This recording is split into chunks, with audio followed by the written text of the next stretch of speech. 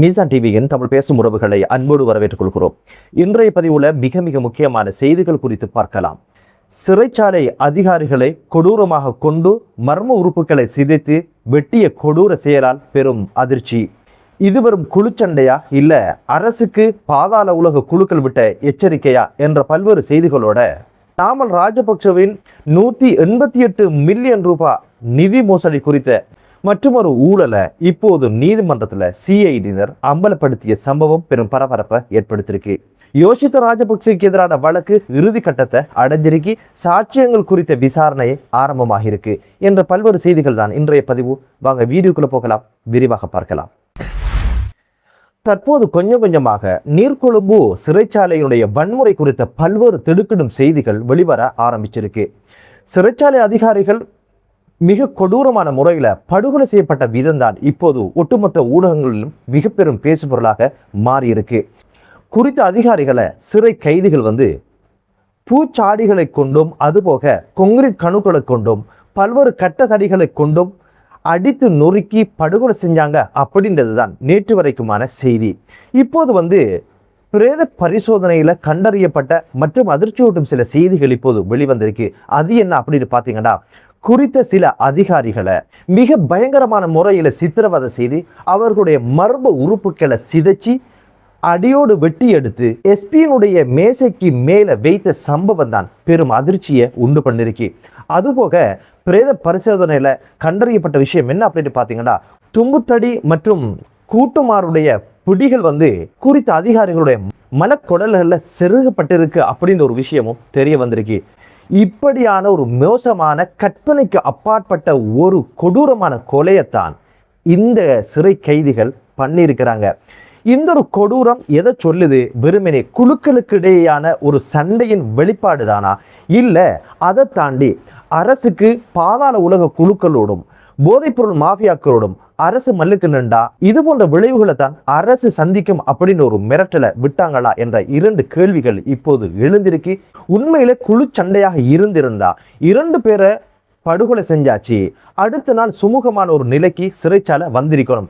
ஆனா போட்டு கொடுத்த 2 பேரையும் இரவோட இரவா கொண்டு போட்டவங்க அடுத்த நாள் சம்பந்தமே இல்லாம சிறைச்சாலையினுடைய அனைத்து கட்டமைப்புகளும் சிதைச்சது மட்டுமல்லாம பாதுகாப்புக்கு இருந்த அரசு அதிகாரிகளை இவ்வளவு கொடூரமாக இவங்க படுகொலை செஞ்சாங்க அப்படின்னு இருந்தா நிச்சயமாக இது குழுக்களுக்கு இடையேயான சண்டையாக இல்லை என்பது தெரியுது. மாறாக அரசுக்கு விடப்படுகின்ற ஒரு எச்சரிக்கையாகவே இது இருக்குது அப்படின்ற ஒரு விஷயம் இப்போது கொஞ்சமாக டசிய ஆரம்பிச்சிருக்கு. இந்த ஒரு மிரட்டல் எப்படி அமைஞ்சிருக்கு அப்படின்னு கேட்டீங்கன்னா, நாட்டில் சிறைச்சாலைகள் இருக்கக்கூடாது, அவ்வாறு இருந்தா சிறைச்சாலைக்குள்ள நாங்க இருக்கக்கூடாது. ஒருவேளை நாங்க சிறைச்சாலைக்குள்ள பேத்துட்டா சிறைச்சாலையினுடைய ஒட்டுமொத்த கட்டமைப்பும் ஒட்டுமொத்த கண்ட்ரோலும் எமது கட்டுப்பாட்டுக்குள்ள இருக்கணும். நாங்க போட்டுறதான் சட்டம், நாங்க குந்துச்சென்னா குந்தணும், எழும்பச்சென்னா எழுமணும். அதை தாண்டி ஏதாவது நடந்தா அதிகாரிகள் எல்லாம் பார்க்க மாட்டோம், சோழியை முடிச்சிரும், ஒட்டுமொத்த சிறைச்சாலையையும் சுடுகாடாக ஆக்குவோம் அப்படின்னு ஒரு மிரட்டலை தான் விட்டுருக்காங்க. காரணம் என்ன அப்படின்னு பார்த்தீங்கன்னா, இலங்கை வரலாறுல இதுவரைக்கும் எந்த ஒரு அரசும் செய்யாத ஒரு காரியத்தை தான் இப்போது இந்த அரசு செஞ்சிருக்கு. அதுதான் பாதாள உலக குழுக்களுக்கு எதிராகவும் போதைப்பொருள் மாஃபியாக்களுக்கு எதிராக இப்போது வேற இருக்கின்ற பணியை அரசு செஞ்சிருக்கு. இந்த ஒரு விஷயத்தை ஏதோ ஒரு தரப்பு கொளுத்தி விட்டிருக்காங்க அப்படின்ற ஒரு விஷயம் பேசப்படுது. இதுவரைக்கும் உத்தியோகபூர்வமாக எந்த ஒரு விடயங்களும் வெளிவராத சூழ்நிலை இப்போது ஆங்காங்கே கொஞ்சமா கசிய ஆரம்பிச்சிருக்கு, புகைய ஆரம்பிச்சிருக்கு. அதுபோக இப்போது எதிர்கட்சியினர் என்ன பண்ண போறாங்க அப்படின்னு கேட்டீங்கன்னா, சிறை கைதிகளுடைய குடும்பங்களை அணுகி அரசுக்கு எதிரான மாபெரும் ஒரு ஆர்ப்பாட்டத்துக்கு அவங்க தயாராகி வராங்க. இந்த ஒரு செயற்பாட்டுக்கு பின்னால என்ன இருந்துச்சு என்பது தெரியாமலே கைதிகளுடைய குடும்பங்கள் எல்லாம் சேர்த்து அரசுக்கு எதிரான ஒரு ஆர்ப்பாட்டம் செய்ய நினைக்கிறதுனால இது வெறுமனே அரசியலாக்கி விடயதானத்துக்கு பொறுப்பான அமைச்சர் பதவி விலகணும், அவருக்கு எதிராக நம்பிக்கை பிரேரணை கொண்டு வரணும். இப்படி பல்வேறு விஷயங்களை தான் அரசியல் ரீதியாக கை நகரத்தை பார்க்கிறாங்களே தவிர பாதாள உலக குழுக்கள் செய்த இந்த கொடூரத்துக்கு பின்னால இருந்த கைங்காரியம் என்ன, யார் இதை இயக்கினாங்க, எதற்காக இப்போது சிறைச்சாலை அதிகாரிகளுக்கு பாதாள உலக கும்பல்கள் மரண அச்சுறுத்தலை விடுறாங்க, சிறைச்சாலைக்குள்ள ஒரு விஷயம் நடந்திருந்தா எதுக்காக துபாயில் இருக்கின்ற பாதாள குழுக்கள் கொந்தளிக்கணும். எதற்கு அரசியல் கட்சிகள் இப்போது களத்தில் இறங்கி அரசுக்கு எதிராக ஆர்ப்பாட்டம் செய்யணும், ஆர்ப்பரிக்கணும் கத்துறாங்க. இவை அனைத்துக்குமே தொடர்பு இருப்பதாகத்தான் இப்போது சந்தேகங்கள் வெளிவர ஆரம்பிச்சிருக்கு. எனவே குறித்த கலவரம் வெறுமனே இரண்டு குழுக்களுக்கு ஏற்பட்ட சண்டை என்பதை தாண்டி இப்போது ஏதோ ஒரு செய்தியை அரசுக்கும் நாட்டுக்கும் இந்த பாதாள உலக கும்பல்களும் அதுபோக போதை வர்த்தகத்தில் ஈடுபடுகிற மாஃபியாக்களும் செய்தியை சொல்லியிருக்கிறாங்க. இதுக்கு பின்னால் ஏதோ அரசியல் சக்தி ஒன்று காய் நகரத்திற்கு அப்படின்ற பலத்த சந்தேகம் ஏற்பட்டிருக்குது. நிச்சயமாக விசாரணையில் இரண்டாவது தினம் ஏற்பட்ட இந்த கலவரத்துக்கு தூண்டுதலாக இருந்த, பக்கபலமாக இருந்த, இதுக்கு பின்புலமாக இருந்தவங்க யார் என்ற ஒரு விஷயம் வெளிச்சத்துக்கு வரும், பொறுத்திருந்து பார்க்கலாம். இப்போது துப்பாக்கி பிரயோகத்தை மேற்கொண்ட குறித்த சிறைச்சாலை அதிகாரி மீது பல்வேறு விமர்சனங்கள் முன்வைக்கப்படுகின்ற சூழ்நிலையில இப்போது அவருக்கு துணிவோடு தனது பணியை கச்சிதமாக செய்தாரு அப்படின்ற ஒரு வீர தீர செயலுக்காக பதவி உயர்வு கொடுப்பதற்கான ஏற்பாடுகளும் நடக்கின்றதான செய்திகளும் ஊடகங்களில் பார்க்க கிடைத்தது. அதே நேரத்தில் குறித்த அதிகாரி மீது பல்வேறு விமர்சனங்கள் முன்வைக்கப்படுது.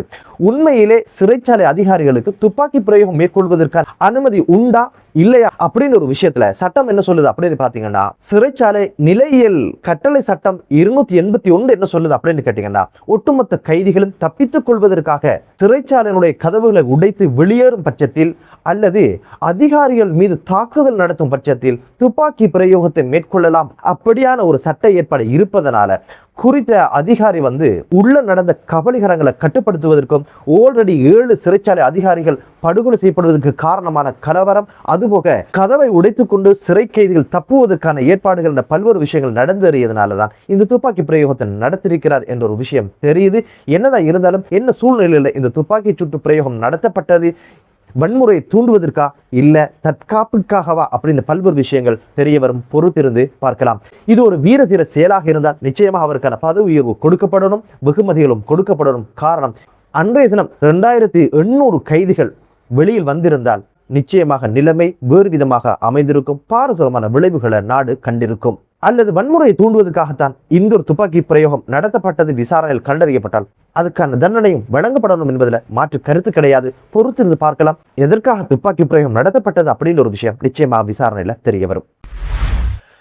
நாமல் ராஜபக்ஷ அவங்களுக்கு எதிராக கிறிஷ் கொடுக்கல் வாங்கல 70 மில்லியன் ரூபாய் ஊழல் நடந்ததுக்கான வழக்கு மேல் நீதிமன்றத்தில் நடந்துட்டு வருது. ஆனா இப்போது 188 மில்லியன் ரூபாய் ஏதோ ஒரு ஊழல் சம்பந்தமான ஒரு விடயம் இப்போது கொழும்பு கோட்டை நீதவான் நீதிமன்றத்தில் இப்போது அம்பலத்திற்கு வந்த செய்தி தான் இப்போது பெரும் பரபரப்பை ஏற்படுத்தியிருக்குது. கோட்டை நீதவான் நீதிமன்றத்தில் சிஐடி என்ன காரணங்களை முன்வைச்சாங்க அப்படின்னு கேட்டீங்கன்னா, கிறிஷ் கொடுக்கல் வாங்கலின் காரணமாக 188 மில்லியன் ரூபாய் பொறுமதியான சொத்துக்கள் வாங்கப்பட்டிருக்கு அப்படின்னு ஒரு குற்றச்சாட்டை முன்வைத்து விசாரணைகளை எந்த ஒரு விஷயத்தை கண்டறிஞ்சிருக்கிறோம், மேற்கொண்டு விசாரணைகள் நடத்தப்படுது அப்படின்னு ஒரு விஷயத்த சொல்லியிருக்கிறாங்க. மேலும் சிஐடியினர் நீதிமன்றத்தில் சொன்ன விஷயங்கள் என்ன அப்படின்னு பார்த்தீங்கன்னா, இந்தியாவினுடைய ஒரு நிறுவனத்திற்கு கொழும்பு கோட்டை பிரதேசத்தில் இருக்கின்ற டிரான்ஸ் ஒர்க் சதுக்கத்தில் 4.3 ஏக்கர் அரச காணியை குறித்த நிறுவனத்துக்கு குத்தகைக்கு கொடுத்திருக்கிறாங்க. இதனூடாகத்தான் பல்வேறு நிதி மோசடிகள் இடம்பெற்றிருக்கு அப்படின்னு சொல்லி விசாரணைகளை தொடங்கியது தான் குறித்த 188 மில்லியன் ரூபாய் பொறுமதியான சொத்துக்கள் வாங்கப்பட்ட விடயம் வெளிச்சத்துக்கு வந்திருக்கு அப்படின்னு சொல்லியிருக்காங்க. ஜெர்மனி வங்கியினூடாக கிட்டத்தட்ட 12 லட்சம் யூரோக்களும், ஆஸ்திரேலியா வங்கி ஒன்றினூடாக 14,97,644 யூரோக்களும் இலங்கையின் வங்கி கணக்குகளுக்கு சேர்ந்திருக்கு அப்படின்னு ஒரு அறிக்கையை இப்போது மத்திய வங்கியினுடைய புலனாய்வு கணக்கறிக்கை தெளிவுபடுத்தியிருக்கு அப்படின்னு ஒரு விஷயத்தையும் நீதிமன்றத்தில் சொல்லியிருக்காங்க. இது குறித்த விசாரணைகளை என்னென்ன விஷயங்கள் தெரிய வரப்போகுது, எப்படி நடந்து முடிஞ்சது, இதற்கான வழக்குகளும் பிரத்யோகமாக நடக்குமா இல்லையா அப்படின்னு ஒரு விஷயத்தை பொறுத்திருந்து பார்க்கலாம். நாமல் ராஜபக்சேவுடைய பொழப்பு இப்படி இருக்க, யோசித்த ராஜபக்சேவுடைய பொழப்பு வேறு விதமாக இருக்குது. 7,30,00,000 பொறுமதியான 5 காணி துண்டுகளை வாங்கி போட்டிருக்கிறாரு. காணியை வாங்கினது ஓகே, இந்த காணிகளை வாங்குறதுக்கு பணம் எப்படி அப்படின்ற கேள்விக்கு பதில் சொல்ல முடியாததன் காரணமாகத்தான் பணம் துய்தாக்கல் சட்டத்தின் கீழ் கொழும்பு மேல் நீதிமன்றத்தில் இவருக்கு எதிரான வழக்கு விசாரணை நடந்து வருது. இப்போது இந்த வழக்கு விசாரணை இறுதி கட்டத்தை அடைஞ்சிருக்கு. சாட்சியங்களை விசாரிக்கின்ற குறுக்கு விசாரணை செய்கின்ற படலம் இப்போது ஆரம்பிச்சிருக்கு. லூஷா ரத்நாயக்க அப்படின்னு ஒரு நபரும் இந்த ஒரு வழக்கில் சாட்சியம் வழங்கியிருக்கிறாரு.